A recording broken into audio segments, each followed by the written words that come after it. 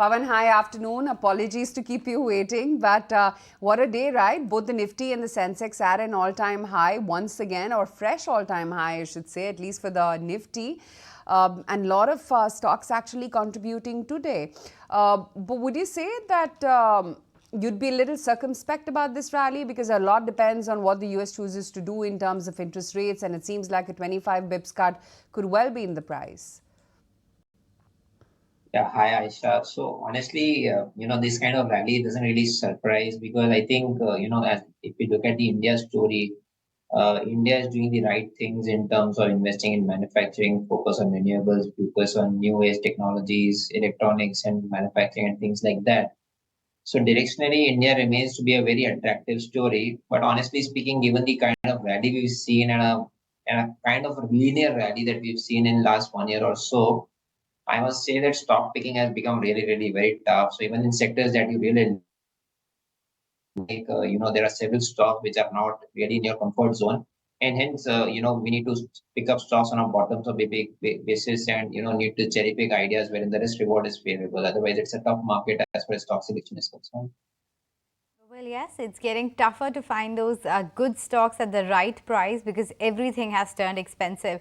But Kunal, your view on the metals pack, because Jay was talking about how you should probably stay away from that pack and profit book, while on the other hand, there are those headlines doing round that China is likely to cut rates on 5 trillion mortgages as soon as September itself. Some banks are making final preparations for rate adjustment, and move may spur household consumption and hurt bank profitability, yes, but the good news would be that demand would come back as far as China is concerned. What's your take on metals? So I'll be bullish on selective counters in the metal pack: JSW Steel, Jindal Steel. These are two names from the metal pack which are looking attractive. Jindal Steel today specifically, I think, is formed in an inclined inverted head and shoulder patterns. That's an interesting potential breakout candidate. Current levels of 999,000 approximately, and the pattern height is approximately around 45 to 50 points, which means we could be looking at another 5% upside for the stock in an immediate term. Same is the case with JSW Steel. The stock is on the verge of a breakout of the previous highs. 965, 970 was the previous swing high the stock had made in the last 1 or 2 weeks, and I think the stock, looking at the recent mild correction and the immediate pickup the stock has gotten into, I would expect the stock to break past about that 975 previous barrier. So I think if you be selective into the metal pack, there are a lot of opportunities to try and encash on the trend. The only weaker stocks so far in the metal counters are the likes of Tata Steel and SAIL, which are still struggling or just trading closer to their 200 moving averages. Whereas many of the other larger cap counters, they are trading close to their life high levels. So I would probably believe that you have to be a bit more specific at current levels. JSPL and JSW Steel are the two names which I would be picking up. Okay, metals it is. 500-point surge on the Nifty alone is what you're seeing, or actually 330 points right now, 394, still scaling higher as we speak right now. But Pawan, do you believe that now banks also will perhaps play catch up if this move in the markets is durable enough? Well, I am not so very, very positive on banks for now because I think, banks still have to see a credit cycle. Post-COVID, I think the credit costs have remained very benign. I think that we are in a period wherein credit costs is still getting normalized. And add to that, we all know there's this mismatch between deposits and advances. While valuations are very comfortable, I think given that, if deposits don't come up the way it is expected, this could pull down growth. And at the same time, if credit cost starts inching up, we've seen in last quarter where one or two microfinance institutions or one or two small finance banks, when the performance wasn't up to the mark, we saw the kind of reactions that happened there. So considering that backdrop, I would actually wait for at least 1 or 2 quarters to see some stability in performance, some stability in terms of deposits versus growth rebalancing before we actually build up a position on the financials or lending businesses. Pawan, what's the view on Pharma? Because again, a very stock-specific moves today as well. Granules is down 16%, but on the other hand, you have Aurobindo Pharma doing quite well. Of course, IOL Chemicals, etc., also have moved up quite drastically. Within Pharma, what are you looking at and what looks interesting? Right. So, that's the nature of pharma sector. One side you would have some adverse observation on one of the factory audits, and on the other hand, you could have another company wherein there is some positive ANDA filing which could actually drive the stock up. I think similar is the case happening in the pharma sector. But having said that, at the macro level, we find the sector to be very interesting because we feel that while domestic pharma business is a quasi FMCG story, intermittently there could be 1 or 2 months when the growth is a little subdued. But take a slightly longer term view, I think this is the one sector which can, domestic pharma is one space which can continue to compound at 8 to 10%.